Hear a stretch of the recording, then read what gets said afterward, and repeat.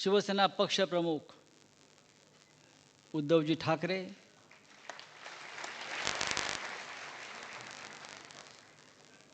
महाराष्ट्र ज्यांच्याकडे फार मोठ्या आशेनं अपेक्षेनं पाहतो आहे, अशा आपल्या सगळ्यांचे लाडके युवा सेना प्रमुख आदित्य ठाकरे, व्यासपीठावरील सर्व शिवसेनेचे नेते, पदाधिकारी, आजचा दिवस ऐतिहासिक आहे. हिंदू हृदय सम्राट शिवसेना प्रमुख बाळासाहेब ठाकरे यांच्या संघर्षाची आठवण आणि स्मरण करून देणारा आजचा दिवस आहे. मी ऐतिहासिक यासाठी म्हणतो उद्धवजी, 19 जून 1966 या दिवसाला जे महत्त्व होतं ते आज 19 जून 2024लाही तेच महत्त्व आहे.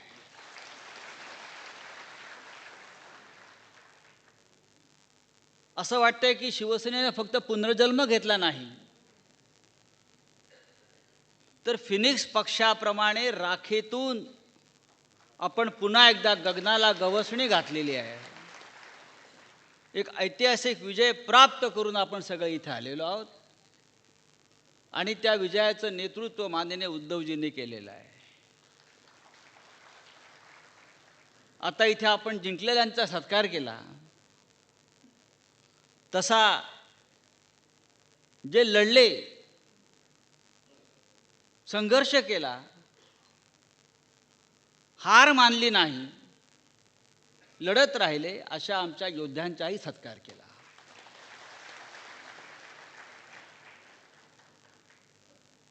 हा छत्रपती शिवाजी महाराजांचा महाराष्ट्र आहे आणि हा महाराष्ट्र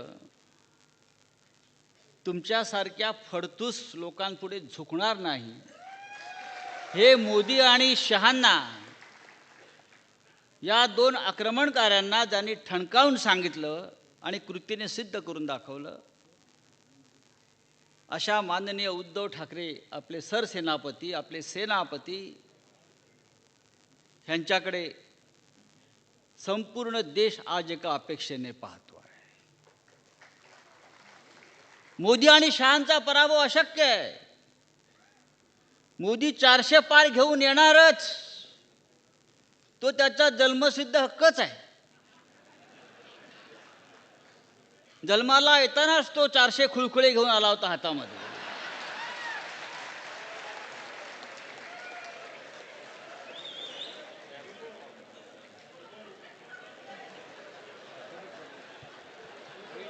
काय म्हटले?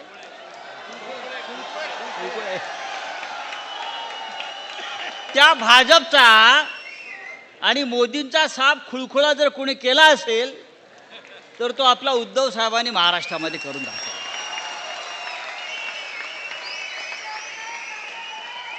शिवसेना संपवायला निघाले होते.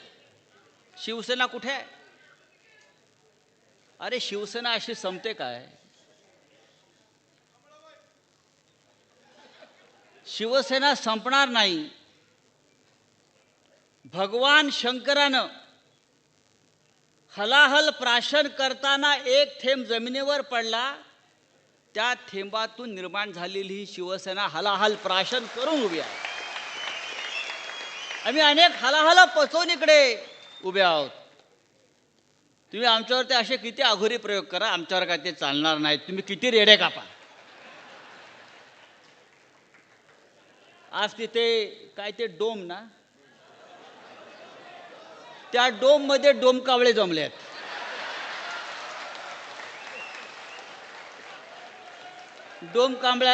डोमकावळ्यांचं संमेलन सुरू आहे. आमचा 58वा वाढदिवस आहे, ते 2.5 आहेत. पुढल्या वर्षी ते 2.5 वर्ष पण नसतील त्यांच्या जीवनामध्ये. 58 आहे. उद्या हिरक महोत्सव. अरे हिंदू हृदय सम्राट शिवसेना प्रमुख बाळासाहेब ठाकरे यांना काही वेळ जात नव्हता म्हणून त्यांनी शिवसेना स्थापन केली नाही. या महाराष्ट्राला स्वाभिमान, अभिमान, राष्ट्राभिमान याचं बाळकडू पाजून असंख्य हुतात्म्यांच्या बलिदानातून हा महाराष्ट्र आणि शिवसेना त्यांनी स्थापन केली. असे कोणी गुजरातचे सोमे गोमे हौशे गौशे नवशे आले आणि त्यांना शिवसेनेवर वार करून शिवसेना संपवता आली, हे स्वप्न कोणी पाहू नये. छत्रपती शिवाजी महाराजांचा महाराष्ट्र असं मी यासाठी म्हणतो की छत्रपतींनी कधी आपली मान दिल्लीच्या तख्तापुढे तुकवली नाही आणि त्याच शिवसेनेचा, त्याच महाराष्ट्राचा वारसा माननीय उद्धव साहेबांनी चालवला आणि फार मोठं यश त्याने आपल्याला प्राप्त करून दिलं. मला आश्चर्य वाटतं, भारतीय जनता पक्ष आता आभार यात्रा काढणार आहे, धन्यवाद यात्रा काढणार आहे. कशा करता? पराभव केल्याबद्दल महाराष्ट्रानं. नरेंद्र मोदींना बहुमत मुक्त केल्याबद्दल. मला कळतच नाही की धन्यवाद यात्रा महाराष्ट्रात देशामध्ये काढणार. 400 करणार होते ते 240च्या खाली आम्ही आणून ठेवले म्हणून आभार यांच्या डोक्यावर परिणाम झालाय. मोदी हा ब्रँड होता, आता मोदी ब्रँडी झाली आहे, बहुतेक नशेत आहेत.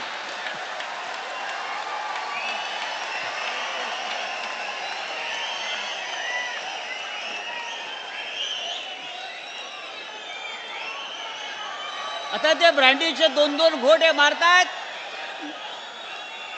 हा काय ब्रँड राहिला नाही, ही आता देशी ब्रँडी झालेली आहे आणि त्या ब्रँडीच्या नशेमध्ये त्यांना असे काहीतरी थेरं सुचतायत. आभार यात्रा, अरे हरलाय, तुमचा पराभव झालाय, तुम्हाला महाराष्ट्राने झिडकारलाय, नाकारलाय, लाथाडलाय. उत्तर प्रदेशमध्ये प्रभू श्रीरामाचं प्राणप्रतिष्ठा केली. अयोध्या, रामाचा फोटो एवढा. म्हणजे मला तरी वाटायचं त्या राम मंदिरामध्ये प्रतिष्ठा प्रभू श्रीरामाची आहे की मोदींची आहे. मी 4 तास टीव्ही पाहत होतो, मला प्रभू रामाची मूर्ती दिसली नाही, फक्त मोदी दिसत आहेत, मोदी दिसत आहेत, मोदी दिसत आहेत. आता मोदींना राम दिसला असेल, रामाने त्यांना लाद घातल्यावर.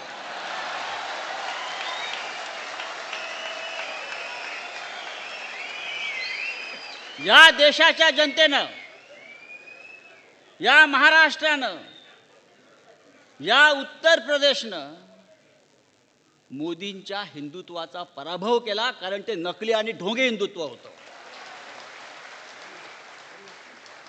आणि महाराष्ट्रामध्ये भास्करराव आपण म्हणताय ते खरं आहे, सट्टा लागला त्यांना.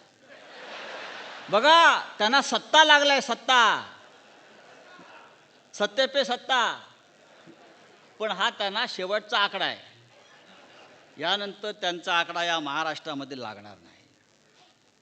हा सट्टा बाजार, हा स्टॉक एक्सचेंज, हा शेअर बाजार, हा नेहमी तात्पुरता असतो, कधी कोसळतो. दिल्लीतही कोसळणार आहे आणि महाराष्ट्रातही कोसळणार आहे. कसला स्ट्राईक रेट हो, कसला स्ट्राईक रेट. स्ट्राईक रेट महाराष्ट्रामध्ये वाढलाय तुमच्या बेईमानीचा, गद्दारीचा, आणि तो आम्ही खाली आणू. 7 जागा मिळाल्या, त्यातली अमोल कीर्तीकरांची जागा आपण जिंकलेली जागा आहे, ती आपण पुन्हा जिंकू. या देशामध्ये भारतीय जनता पक्षाच्या 110 जागा या 500 ते 1000च्या फरकाने जिंकलेल्या आहेत.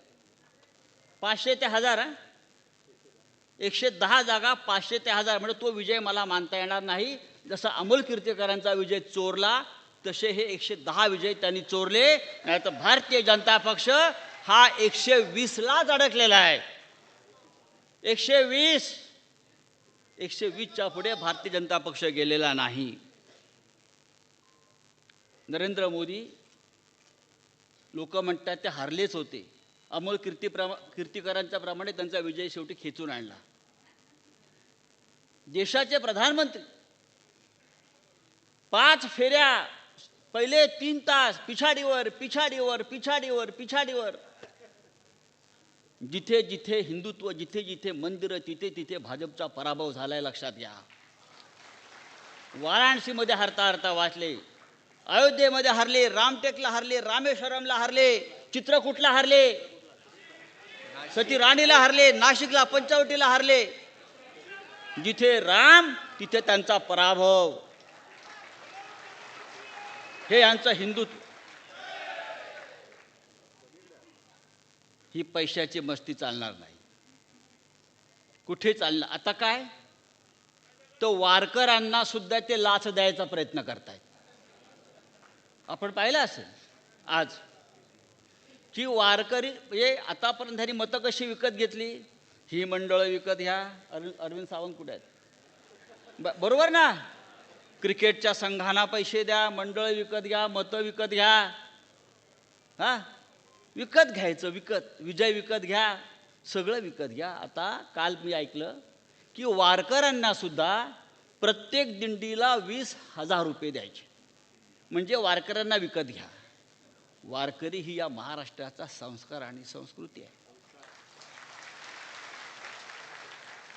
छत्रपती शिवाजी महाराजांना तुकोबा रायानं एक चांदीच्या ताटात नजराणा पाठवला. तो नजराणाही तुकोबा रायांनी परत पाठवला वारकरी म्हणून. त्यांनी सांगितलं, त्यांचा वारकरी संप्रदाय. आणि तुकोबांनी सांगितलं, आम्ही नेणे सुखी, म्हणा विठ्ठल विठ्ठल मुखी. ये र तुमचे वित्त धन, मज मृतिके समान. हे तुमचा नजराणा, हे तुमचे पैसे मला माती समान आहे. आम्ही स्वाभिमानी वारकरी आहोत. आम्हाला हे राजाचे नजराणे नकोत, आम्हाला विकत घ्यायचा प्रयत्न करू नका. पण या महाराष्ट्रामध्ये हे मस्तवाल सरकार प्रत्येकाला विकत घ्यायचा प्रयत्न करत आहे. आणि त्यांच्या छाताडावर पाय रोवून उद्धव साहेबांनी हा विजय आपल्याला मिळवून दिलेला आहे. मी शेवटी इतकंच सांगेन, आज का फार मोठा आपण सांस्कृतिक कार्यक्रम ठेवला नाही. तो पाहायचा असेल तर डोमकावळ्यांचा कार्यक्रम तिकडे सुरू आहे, ते जाऊन तुम्ही बघू शकता. मी इतकंच सांगेन की ह्या निवडणुकीनं आपल्याला एक चांगला संदेश दिला. आपण तो प्रखर हिंदुत्ववादी म्हणून स्वीकारला पाहिजे. हा संदेश आपल्याला नाही, हा संदेश सगळ्यांना आहे. महाभारत आणि रामायण हे आपले 2 पवित्र ग्रंथ आहेत हिंदुत्वाचे. रामायणाने सांगितलं आहे, सोन्याचं हरिण नसतं बाबा, मृगजळाच्या मागे लागू नका. हे शिंदे अजित पवार मृगजळ आहे, संपलं. सोन्याचं हरिण नाही. किडनॅप झाले, किडनॅप संपले. आणि महाभारतानं संदेश दिला की सत्तेची मस्ती चालणार नाही, बहुमताची दादागिरी चालणार नाही. तुम्हाला कधी खाली उतरवलं जाईल आणि तुमचा सत्यानाश होईल. हे 2 संदेश या निवडणुकीनं आपल्याला दिलेले आहेत. महाभारताच्या 13व्या अध्यायात एक फार छान प्रसंग आहे, तो सांगतो आणि हा विषय मी संपवतो. उद्धवजी, आपण ऐका.